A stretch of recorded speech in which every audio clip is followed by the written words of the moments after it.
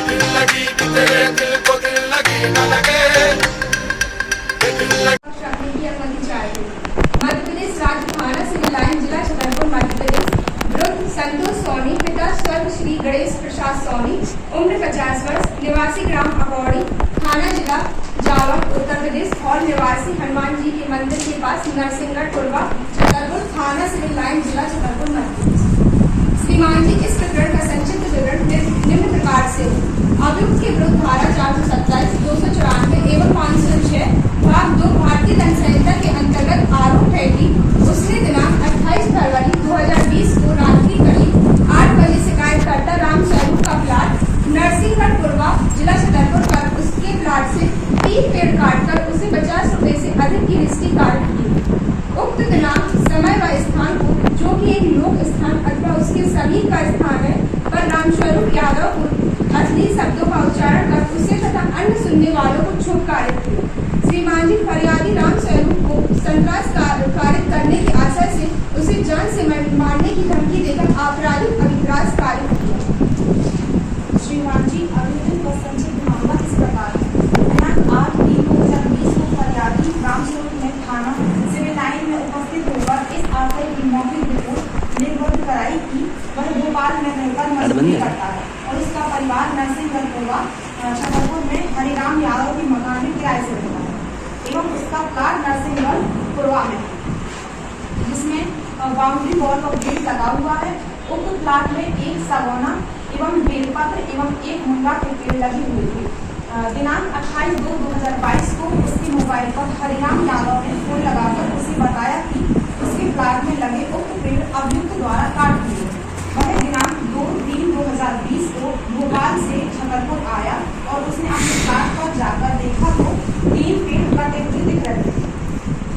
इसमें अवधेश सिंह यादव ने बताया कि उसके प्लाट में लगे उक्त पेड़ अभियुक्त द्वारा काट दिए, जिसे उसने देखा था। अभियुक्त द्वारा उक्त तीनों पेड़ों को काटकर उसका करीब 20,000 रुपए का नुकसान कर दिया। जब उसने अभियुक्त से पूछा तो अभियुक्त उसे माँ बहन की बुरी बुरी गालियां देने लगा और बोला कि अगर पेड़ों की बात की तो जान से खत्म कर देगा। जिस पर रिपोर्ट इस प्रकार है कि उसके भू स्वामित्व होने के संबंध में कागजात उसके ग्राम छठी बमौली में रखे थे, जिसको लेकर वह रिपोर्ट करने आया था। फरियादी के उक्त मौखिक रिपोर्ट के आधार पर प्रथम सूचना रिपोर्ट काफी लेखन कराई गई तथा विवेचना प्रारंभ की।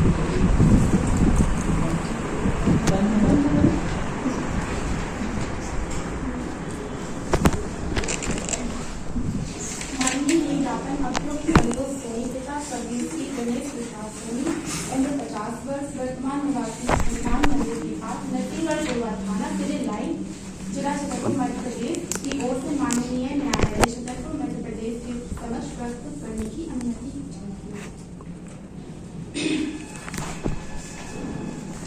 माननीय अपराध प्रकरण क्रमांक 825/2020 थाना सिविल लाइन छतरपुर के द्वारा पंजीबद्ध किया गया है तथा फरियादी द्वारा अभिकथित अपराध का घटनास्थल नरसिंहगढ़ पूर्वा छतरपुर रिपोर्ट पर लिखित कराया गया है।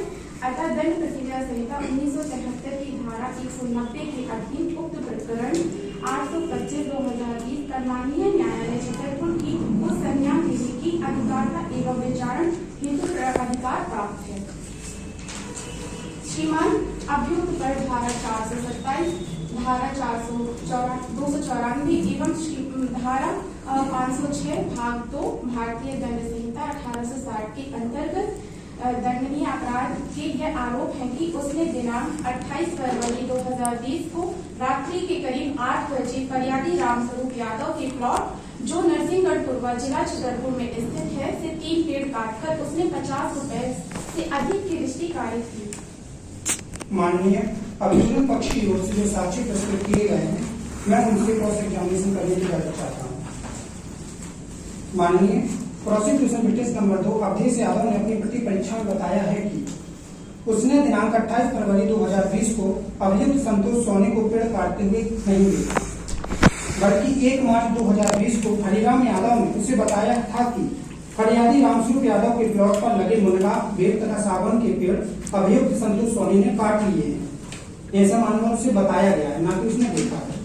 वहीं पे माननीय जब prosecution witness number 3 Hari Yadav ने अपनी प्रति परीक्षा में यह बताया कि उसने दिनांक 26 जुलाई 2018 को रजिस्टर्ड विक्रय पत्र द्वारा अभिकथित घटना स्थल प्लॉट फरियादी रामस्वरूप यादव की पत्नी आरती यादव को बेचा था, जिसमें नीम का पेड़ लगा था, जो आज भी लगा हुआ है।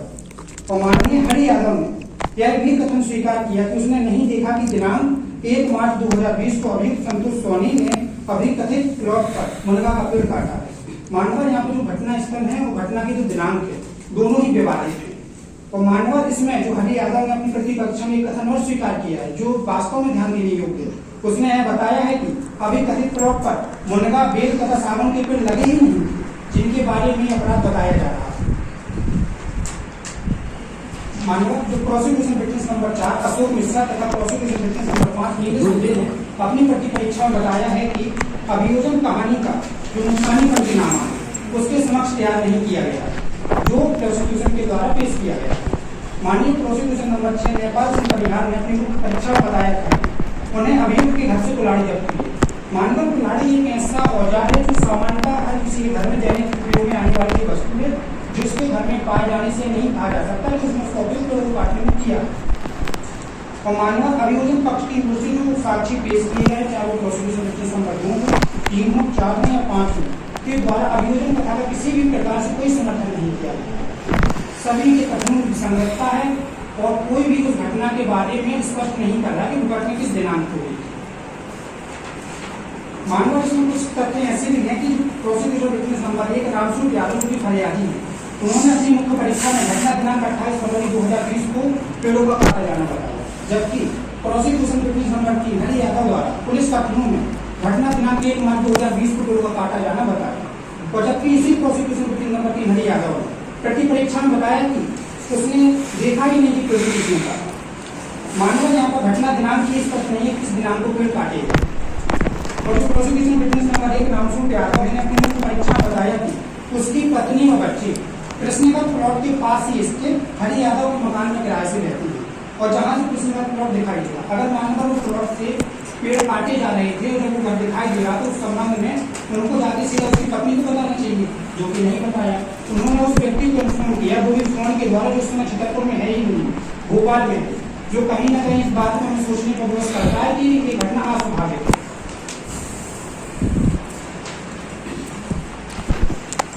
माननीय फरियादी रामस्वरूप यादव के अतिरिक्त अन्य किसी भी साक्षी ने ऐसा कोई कथन नहीं किया है कि जब फरियादी ने अभियुक्त से उसके प्लॉट पर लगे पेड़ को काटे जाने के संबंध में पूछा तो उसने फरियादी को मां बहन की गालियां दी। कथन किया गया है अभियुक्त ने घटना दिनांक को फरियादी को मृत्यु कारित करने की धमकी दी। मामले के विरोधाभास के संज्ञास्पद प्रमाणित करने वाले तथ्य इस प्रकार फरियादी अपनी प्रथम सूचना में बतलाता है कि घटना दिनांक को वह भोपाल में था एवं घटना की सूचना उसे मोबाइल फोन पर अभियुक्त साक्ष्य क्रमांक 3 हरिराम ने दी थी एवं 2-3-2020 को वह भोपाल से जब अपने घर वापस आया तो उसने पेड़ कटे हुए देखे। श्रीमान 2 तारीख से 8 तारीख तक का अनावश्यक विलंब शिकायत में संदेह उत्पन्न करता है। यदि नुकसानी पंचनामा साक्षी अशोक मिश्रा अभियुक्त साक्ष्य क्रमांक 4 तथा नीलेश दुबे अभियुक्त साक्ष्य क्रमांक 5 ने उसके उसने बताया अपने न्यायालय कथनों में कि नुकसानी पंचनामा उसके समक्ष तैयार नहीं किया गया है। उक्त साक्षीगण द्वारा अभियोजन की कहानी का कोई भी समर्थन नहीं किया गया है। श्रीमान उक्त साक्षियों से सूचक प्रश्न पूछे जाने पर भी उन्होंने घटना का कोई भी समर्थन नहीं किया है। देखिए श्रीमान अभियोजन साक्षी क्रमांक 2, 3, 4 एवं 5 उक्त समस्त साक्षियों ने कोई भी घटना का समर्थन नहीं किया है। सूचक प्रश्न पूछे जाने पर उन्होंने घटना का बिल्कुल समर्थन नहीं किया। उक्त संबंध में कल्याण कुमार गोगोई वर्सेस आशुतोष अग्निहोत्री वगैरह 2011 का एक मामला है, जहां की माननीय उच्चतम न्यायालय ने यह सिद्धांत प्रतिपादित किया है कि भारतीय विधि में प्रभावी विधि के अंतर्गत साक्ष्य का मूलभूत नियम है कि अनुचित साक्ष्य अग्राह्य है, अर्थात वह ग्राह्य योग्य नहीं है। जैसा कि वर्तमान मामले में फरियादी रामस्वरूप यादव अभियुक्त साक्ष्य क्रमांक 1 के अनुसार उसके प्लाट पर स्थित कृष्णनगर पेड़ अभियुक्त ने उसके समक्ष नहीं काटे हैं। यह घटना के बारे में अवधेश तथा हरिराम यादव ने उसे फोन पर बताया था, ऐसा अभियुक्त साक्षी क्रमांक 1 का कथन है, जो कि दर्शाता है कि उक्त घटना पर प्रत्यक्ष साक्षी नहीं बल्कि अनुसूचित साक्षी है एवं साक्ष्य विधि की धारा 7 के प्रावधान अनुसार आग्रह एवं अपवर्तित किए जाने योग्य है। श्रीमान मामले का समर्थन किसी भी अभियोजन साक्षी ने नहीं किया है एवं जो भी विवेचना हुई है, विवेचना अधिकारी ने जो भी अन्वेषण के दौरान जो भी दस्तावेज तैयार किए हैं, जैसे कि नक्शा मौका, जब्ती पत्रक, नुकसानी पंचनामा आदि के संबंध में जितने भी साक्षी हुए हैं, उन साक्षियों ने अस्वीकार किया है कि उक्त दस्तावेज उनके समक्ष तैयार किए गए हैं। श्रीमान, ऐसा प्रतीत होता है कि विवेचना अधिकारी ने पूरी विवेचना थाने में बैठकर बिना किसी साक्षी के समक्ष की है। श्रीमान, जी पार्श्वनाथ विरुद्ध कर्नाटक राज्य एवं वीर सिंह विरुद्ध उत्तर प्रदेश राज्य के न्यायाधिकरण में यह अभियोगनीय है कि अभियोजन को अपना मामला युक्त संदेह से परे प्रमाणित करना होता है और संदेह का लाभ हमेशा अभियुक्त को ही मिलता है। संदेह चाहे कितना भी प्रबल हो साक्ष्य का स्थान नहीं ले सकता है। श्रीमान, ऐसी स्थिति में अभियोजन अपने मामले को संदेह से परे साबित करने में असफल नजर आ रहा है एवं भारतीय न्याय व्यवस्था के अनुसार अभियुक्त को संदेह का लाभ देकर उसे